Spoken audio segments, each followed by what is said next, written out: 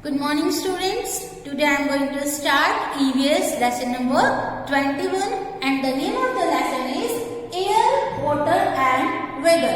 Air, Water and Air, हवा, पानी और मौसम. Actually when you talk about weather, you are talking about the air. अब जब भी कभी मौसम के बारे में बात करेंगे इसका मतलब क्या? हवा के बारे में. डायरेक्टली इनडायरेक्टली हम किसके बारे में बात कर रहे हैं? हवा के बारे में. How hot or cold in the air?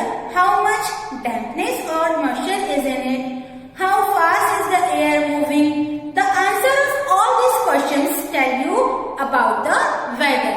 हवा गर्म है, ठंडी है, हवा में नमी है या फिर हवा तेज चल रही है या स्लो चल रही है.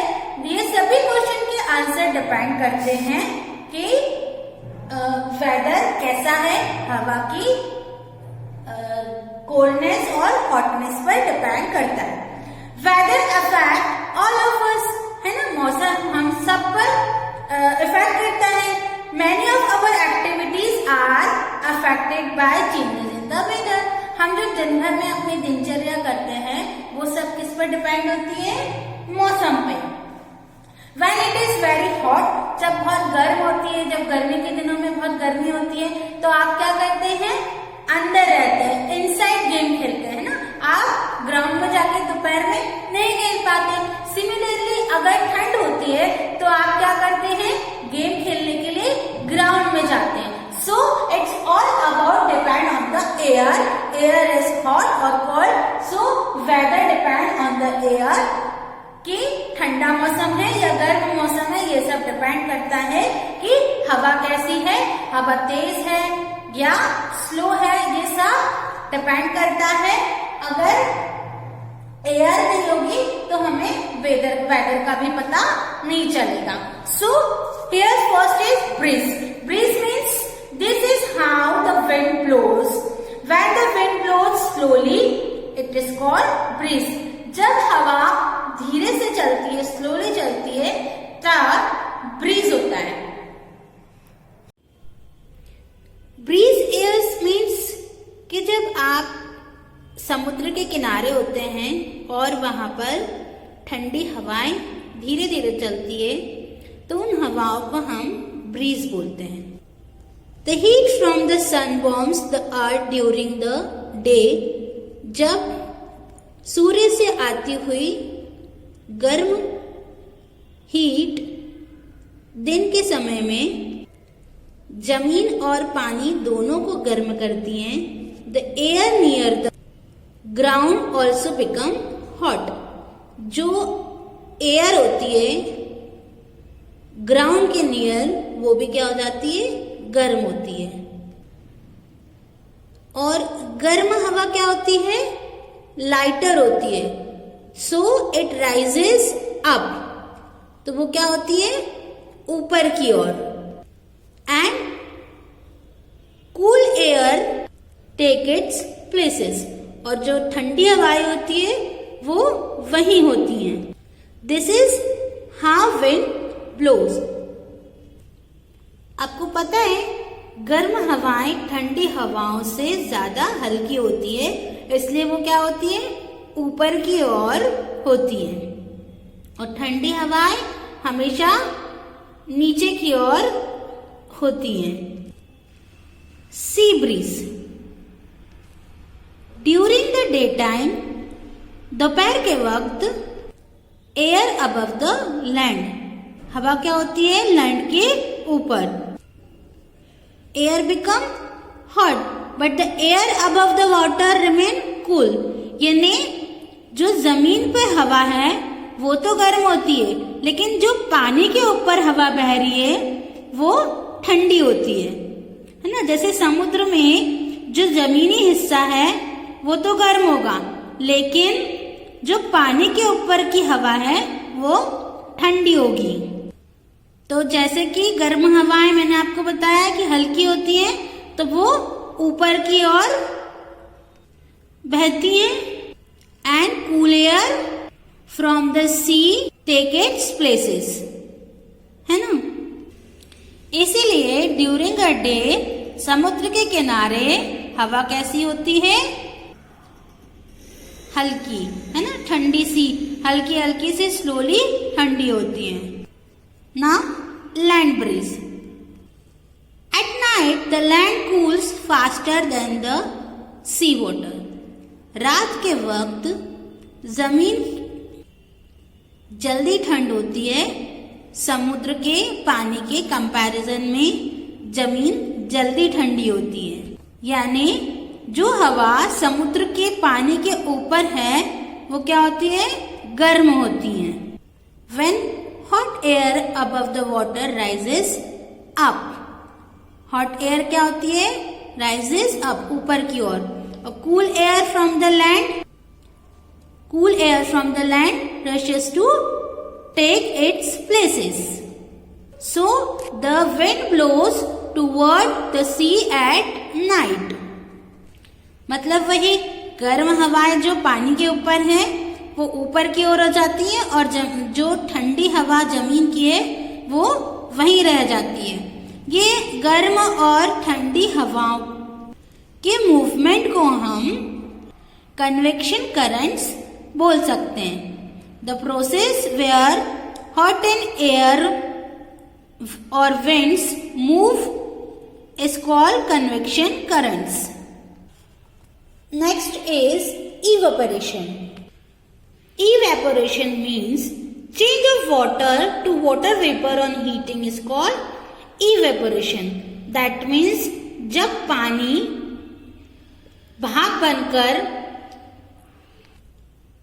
उड़ जाता है या पानी वाटर वेपर में गर्म होने पर ऊपर की ओर उड़ जाता है, उस प्रोसेस को हम इवेपोरेशन प्रोसेस कहते हैं। जैसे जब सूर्य की दोपहर के वक्त सूर्य की गर्म हीट से या गर्म हवा से समुद्र का या नदी का पानी ऊपर की ओर बादलों में जाता है और ये पानी क्या इवेपोरेशन प्रोसेस कहलाती है। ये प्रोसेस तभी होगी तब हीट बहुत ज्यादा हो। आपने कभी नोटिस किया है कि हम जब धूप में कपड़े सुखाते हैं तो वो इतनी जल्दी कैसे सूख जाते हैं? क्यों? क्योंकि कपड़ों में तो बहुत सारा पानी होता है, लेकिन वो पानी जब हम सुखाते हैं तो वो पानी कहाँ चला जाता है? यस, इवेपोरेट हो जाता है ना। सूर्य की रोशनी से जब हीट पड़ती है तो वो पानी कहाँ क्या हो जाता है? वाटर वेपर बनकर कपड़ों में से गायब हो जाता है। ये इवेपोरेशन की प्रोसेस तभी पॉसिबल है जब ये देखा जाएगा कि सरफेस एरिया क्या है, टेम्परेचर कितना है या हवा की गति कैसी है। अगर टेम्परेचर ज्यादा होगा तो सरफेस एरिया से पानी को भाप बनकर उड़ने में ज्यादा टाइम वक्त नहीं लगेगा। Next is condensation. Condensation, change of gas means water vapour into liquid means water on cooling is called condensation. जब वाटर वेपर वापस पानी के फॉर्म में आ जाती है, लिक्विड फॉर्म में आ जाती है ठंडी होने पर, तो उस प्रोसेस को हम बोलते हैं condensation. Condensation, the amount of water vapour in the air is called humidity. यानी हवा में कितना वाटर वेपर है, कितनी भाप है, कितनी भाप हवा में नमी में है, उसे हम बोलते हैं ह्यूमिडिटी। आपने देखा होगा जब बारिश होती है और उसके बाद तुरंत तेज गर्मी वापस धूप निकलती है तब आपको पसीना आने लगता है ना, बहुत तेज। तो उस प्रोसेस में ये देखा जाता है कि हवा में कितना वाटर वेपर है, इसके कारण आपको ह्यूमिडिटी होती है। वाटर सर्कुलेशन और water cycle. How do we get rain? आपको पता है बारिश कैसे होती है? कभी आपने सोचा है कि बादलों में से बारिश या पानी कैसे जमीन पे आता है। Heat from the sun evaporates water. Sun की जो हीट है उससे पानी भाप बनकर ऊपर की ओर जाता है और वहां कंडेंस्ड होके बारिश के पानी के रूप में वापस नीचे लैंड पर आता है। Means warm air rises up, air cools as it rises and the water vapour in it condenses into tiny drops of water from clouds. Then the clouds get heavy as more drops are formed and come down in the form of rain. धूप की सन की heat से पानी evaporation होके evaporate की process होकर पानी भाप बनकर ऊपर आसमान की ओर बादलों में जाता है और फिर वापस भाप लिक्विड फॉर्म में एज अ रेन वाटर जमीन पर आता है। इसे हम बोलेंगे water cycle in nature. Means we can say this ever repeating process is called water cycle. ये कुछ इवेपोरेशन और कंडेंसेशन की प्रोसेस है जो कि हम पत्तियों में पानी के रूप में जो ड्रॉपलेट्स देखते हैं ना, आपने देखा होगा सुबह सुबह पत्तियों पर पानी की बूंदें होती हैं, उसे हम बोलेंगे ड्यू, यानी पानी की जो बूंदे है dew on leaf. If it turns chilly at night, water vapour in the air condenses as the air touches the cold surface. This is called a dew. And then in the morning, you will find the ground, leaves, car surface covered with dew. आपने देखा होगा ना कि सुबह आप जिसे ओस बोलते हैं ना, वो एक्चुअली में होती है ड्यू, जो कि हवा में वाटर वेपर की प्रोसेस और कंडेंसेशन की प्रोसेस से जब एयर कोल्ड सरफेस को टच करती है तो वो क्या बन जाती है, पानी की बूंदे। तभी आप मॉर्निंग पर पानी की बूंदे हर जगह देख पाते हैं। सिमिलरली हेल्थ एंड स्नो, आपने देखा है ना, बर्फ गिरती है या आप बर्फीली ऐसी किसी जगह पर गए होंगे तो आपने देखा होगा कि बर्फ गिरती है वहां पर, या आपने कभी कभी देखा होगा कि ओले गिरते हैं। जब बहुत तेज बारिश होती है तो क्या होता है, ओले गिरते हैं। They mostly fall from the clouds during the winter. ये मोस्टली कब होता है, विंटर के सीजन में। फॉग, फॉग मीन्स धुंध। जैसे अभी कुछ समय पहले आपने देखा था ना कि बहुत ठंडी थी, तो वेदर में क्या हुआ था, फॉग हुआ था। During winter, due to very cold air and high level of moisture, water vapor in the air condense to form a dense clouds of water droplets hanging just above the ground. This is called fog. जब winter season में हवा बहुत ठंडी होती है तो तब water vapour condense होके फॉग के रूप में हमें दिखाई देता है। Weather change from season to season. It changes the clothes we wear, the food we eat and even our activities. Weather हमारी लाइफ को बहुत इफेक्ट करता है। सीजन के चेंज होने पर हमारा खान पान, हमारे कपड़े, इवन हमारी एक्टिविटी भी चेंज हो जाती है। During winter we are forced to stay endorse.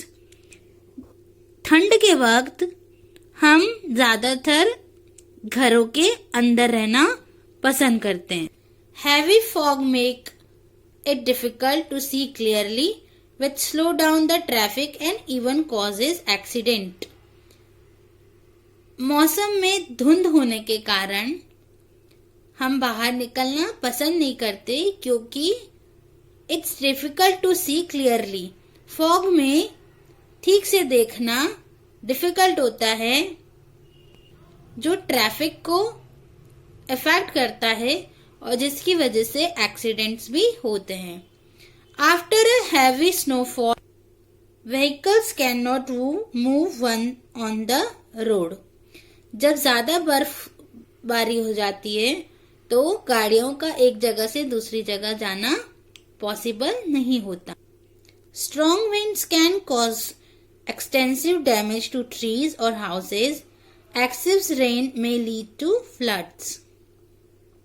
जब बहुत ज्यादा तेज हवाएं चलती हैं तो वह हवाएं पेड़ पौधों को और मकानों को नुकसान पहुंचाती है और जब ज्यादा पानी गिर जाता है तो बाढ़ भी आ जाती है। Sometimes weather make us feel uncomfortable. कभी कभी वेदर हमें अनकंफर्टेबल भी फील करवाता है। So it's all about your lesson number 21, air, water and weather.